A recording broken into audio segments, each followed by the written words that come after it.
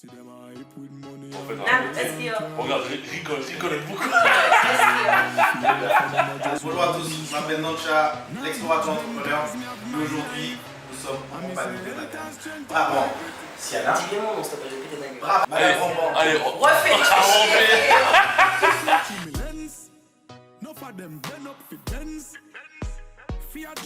Bonjour à tous et bienvenue, je m'appelle Noncha, l'explorateur entrepreneur. Et comme d'habitude, je vous ai dit, on ira à la rencontre de chefs d'entreprise, de cadres, de porteurs de projets et en fait des gens qui bougent, qui font les choses et qui réussissent plutôt bien. Donc aujourd'hui, nous sommes avec Madame. On va laisser se présenter parce que je ne veux pas écorcher le nom. Donc voilà, donc dis-nous tout, comment tu t'appelles? Voilà, Siana Brambant. Siana Brambant, voilà. Donc Siana, dis-nous tout, dis-nous d'où viens-tu, que fais-tu, voilà, on veut tout savoir. Allez. Ok. Bon, alors, écoutez, je suis nantillaise de 32 ans, avec un papa antillais dans mon ch'ti. J'avais mal Bien. fait dans la vie. J'ai fait un parcours un peu atypique au niveau des études, puisque je suis passée d'une fac d'histoire après le bac où je me suis rendu compte que ça servait absolument à rien, avec après de la facilité à valider une licence de langue étrangère appliquée en anglais et espagnol. Ça n'a pas servi à rien. Aujourd'hui, tu parles couramment espagnol et anglais. Oui, mais bon, j'avouerais que j'utilise pas trop ce que j'ai appris en fac d'histoire non plus. Bon. Et donc du coup, et puis après ma licence, j'ai fait une passerelle pour entrer en école de commerce, donc je suis rentrée à l'ESC Paris et j'ai validé un bachelor et un master en gestion et management des entreprises. Parfait. D'accord. Et du coup, ça t'a conduit à quoi aujourd'hui J'ai fait mon école donc sur Paris, donc comme la plupart des jeunes antillais, quand on veut faire des études supérieures, j'étais obligée de partir d'abord sur Amiens et ensuite sur Paris. Et une fois que j'ai validé mon diplôme, je suis rentrée pratiquement directement après dans un CFA, un centre de formation d'apprentis, spécialisé dans les métiers de la santé, où j'ai été pendant 4 ans chargée de mission en accompagnement entreprise. Changer de mission, non. D'accord. Et là, je veux dire, ce que tu avais appris en école de commerce, ça rentrait. Pas du tout. Ah. Voilà, j'ai appris beaucoup de choses sur tout ce qui. J'avais une spécialisation en négociation d'entreprise, donc j'utilise, on va dire, instinctivement au quotidien. Mais c'est vrai que le but d'une école de commerce, c'est quand même de former des personnes à profil commerciaux. Et là, j'étais plus. J'ai jamais été très forte pour vendre, toujours plus forte pour dénouer les situations. Et donc, c'est vrai que du coup, vu que je crois en alternance, parce que j'ai fait toutes mes études en alternance, quand j'ai eu cette opportunité professionnelle, ça a été pour moi assez logique de m'orienter vers de l'accompagnement RH en entreprise sur de l'apprentissage, et puis d'accompagner des jeunes aussi à développer un parcours professionnel en contrat d'apprentissage. D'accord. Justement, tu as eu un parcours assez atypique. Tu n'as pas eu cette sensation de peut-être perdre du temps, des années, à changer Oui, parce que au final, on est quand même dans un système où les diplômes, malgré tout, le système français, les diplômes sont très importants. Donc, quand je suis sortie du bac à 18 ans et qu'on m'a dit qu'est-ce que tu veux faire, je vous êtes bien mignon, mais je sais pas. Et donc, du coup, j'étais bonne en histoire et j'aimais bien, donc je suis partie en histoire.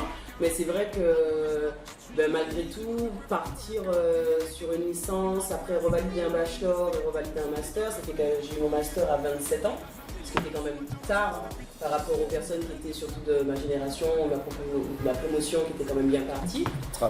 J'ai travaillé beaucoup pendant mes études, beaucoup. J'ai fait un peu de tout, je travaillais à Disney, travaillé à Disney, enfin beaucoup de choses. Et c'est vrai qu'il y a beaucoup de remises en question, mais j'avais une hantise un peu de devenir cassos, donc j'ai poussé. C'est quoi ça? J'avais surtout la hantise en fait de ne pas pouvoir vivre la vie que j'avais envie de vivre. Donc à partir du moment où on est sur des moyens financiers restreints, où on passe quand même aussi malgré tout 7 heures par jour sur le travail et qu'on ne fait pas quelque chose qu'on aime, c'est pas forcément la vie que j'avais envie de mener, j'avais pas envie de subir. Donc à partir de là, j'ai fait le nécessaire pour m'orienter dans quelque chose où je m'épanouissais. Je pense que c'est un facteur, comment on va dire ça, primordial dans la vie professionnelle. Je pense que c'est important je pense qu'on est quand même dans un monde où il y a beaucoup de choses sur lesquelles on n'a pas la main.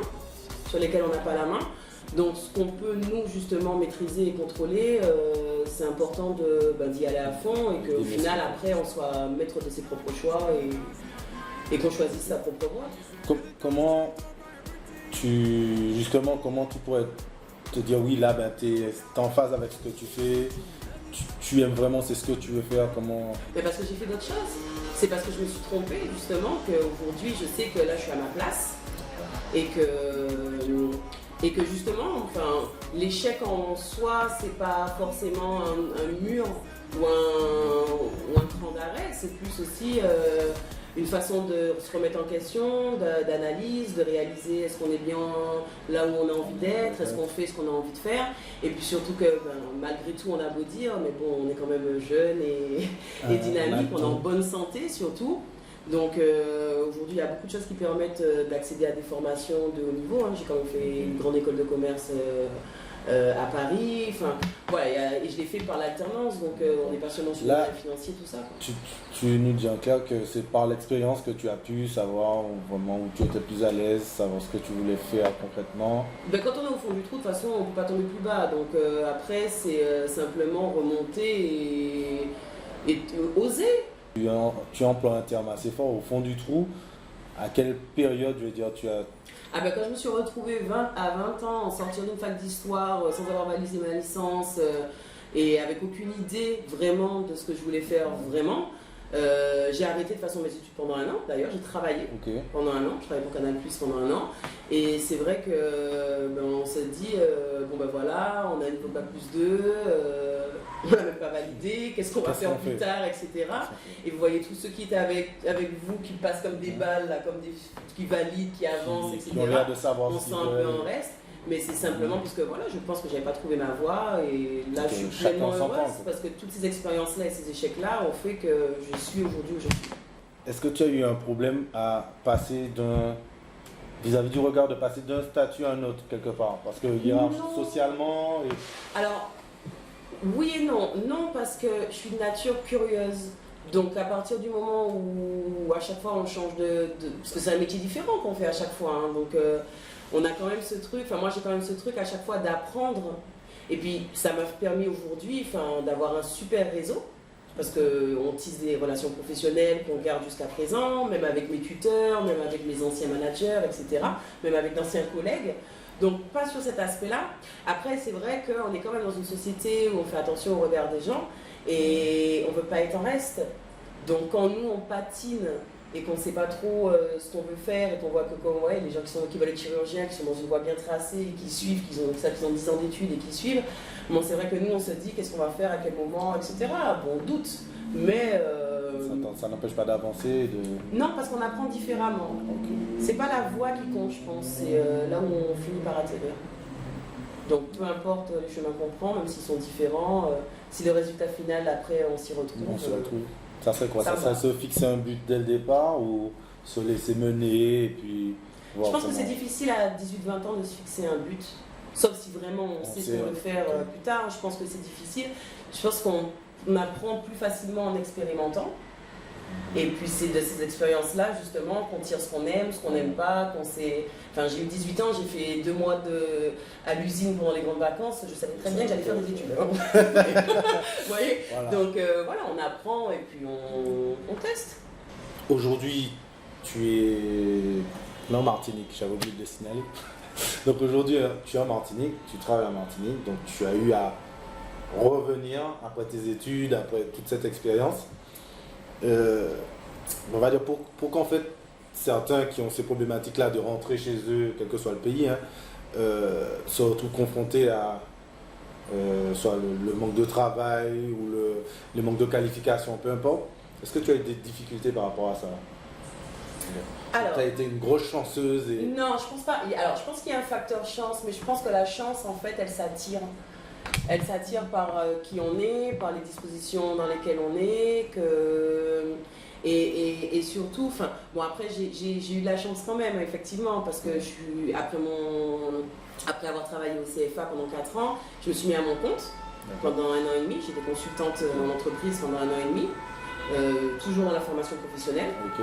Et après, en sortant de là, je me suis dit, bon voilà, la vie à Paris, les trucs boulot de dos, on part il fait noir, on rentre il fait noir. J'apprends ça à personne, hein. Je pense que tous ceux qui sont partis en France connaissent un peu ce truc-là. Et donc du coup, c'est vrai que quand j'ai voulu évoluer, je me suis rendu compte que tous les métiers vers lesquels je voulais évoluer, il me manquait cet anglais professionnel.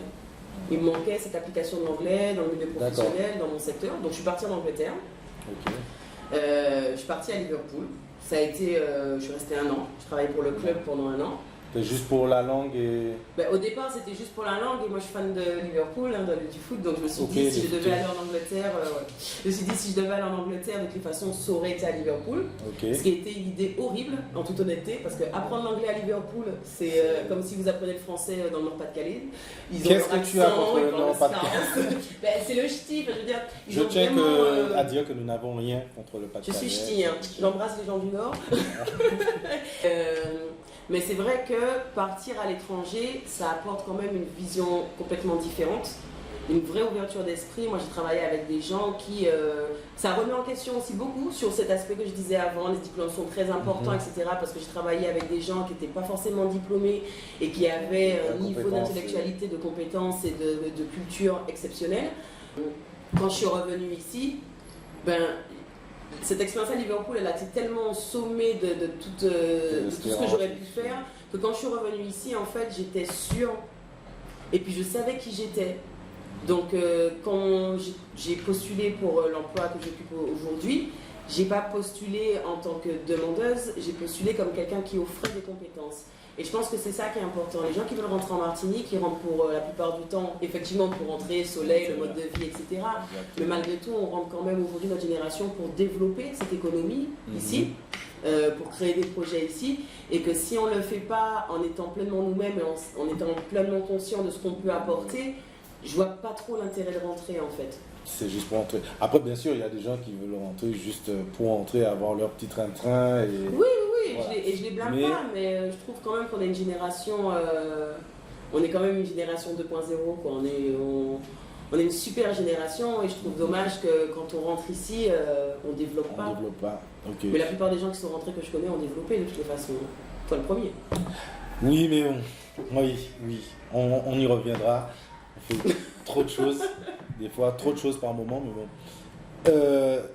Tu as dit qu'on apporte, que tu es rentré non pas en tant que demandeur, mais tu as montré que tu apportais quelque chose. Ouais. Et cette notion-là, enfin, comment je veux dire, tu as pris cette position? C'était, je veux dire, aujourd'hui, on vient en entretien, on vient postuler, on est... Mais parce que j'étais de l'autre côté de la barrière, parce que j'ai fait du recrutement, j'ai accompagné les entreprises dans leur recrutement, et s'il y a quelque chose que j'ai compris, c'est que quand une entreprise propose un poste, elle a autant besoin de vous que vous n'avez besoin d'elle, si ce n'est plus. Donc du coup, je pense qu'aujourd'hui, c'est important aussi que quand on arrive en entreprise, on démontre tout de suite en entretien de recrutement l'opérationnalité qu'on va avoir quand on va intégrer en tant que collaborateur l'entreprise et ce que nous, on peut apporter. Ouais, la question bateau, pourquoi vous et pas un autre? Parce que je suis moi et que personne ne va t'apporter ce que moi je peux t'apporter. Donc, je pense vraiment avoir fait la différence sur peut-être d'autres personnes qui ont postulé en même temps que toi. Ou... Je pense qu'il n'y a pas de dossier à la bonbon. Il y a des gens qui sont plus forts que moi sur certaines choses ou qui maîtrisent d'autres choses, mais en tout cas qui sont qui je suis et qui apportent ce que je peux apporter. On est chacun, on est chacun unique. Donc chacun doit être conscient de ce qu'il possède et de ce qu'il a. Et surtout que quand on va en entretien de recrutement demain, surtout en Martinique, on n'a pas à se dévaloriser ou à se... Alors j'aime pas ce mot-là, je vais pas dire prostituée parce qu'on est devant une caméra, mais on n'a pas... je vous ferai aussi, mais on n'a pas à se rabaisser en fait pour être en position de quémandeur. Et pour le petit mot de la fin, qu'est-ce que tu donnerais comme conseil pour, une fois qu'on se casse la gueule, pour se remotiver, repartir, se relever? Un petit conseil comme ça pour... je sais pas, qu'est-ce que par exemple toi tu fais quand tu as envie de te rebooster, que tu sens que... Parce que je pense que... si je devais donner un conseil, c'est simplement de ne pas prendre des obstacles pour des murs. Il n'y a pas de problème, il n'y a que des solutions. Il n'y a rien qui n'est impossible à résoudre ou quoi que ce soit à partir du moment où ça ne dépend que de notre propre volonté, de notre propre moyen.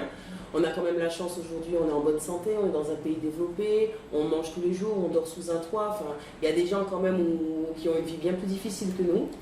Donc, faut pas prendre pour acquis ce qu'on a, mais il faut en être conscient et que derrière, on peut faire tout ce qu'on a envie de faire si on s'en donne les moyens. C'est tout ce que j'aurais dit. Bon, ben en gros, je vais traduire. Hein. Bougez-vous le cul et donnez-vous les moyens. Voilà, c'est ce qu'elle voulait vous dire. Ben merci. Merci. Et puis, ben, on revient à se voir, t'embêter quand même. Parce qu'il y a une partie formation, on a des programmes, enfin, on a de belles choses qui arrivent. Donc, madame, c'était un vrai plaisir. Merci. Et puis, ben, entrepreneur explorateur ou explorateur entrepreneur. On se revoit, je sais pas, une autre fois. Yes, I. But no boy can walk by my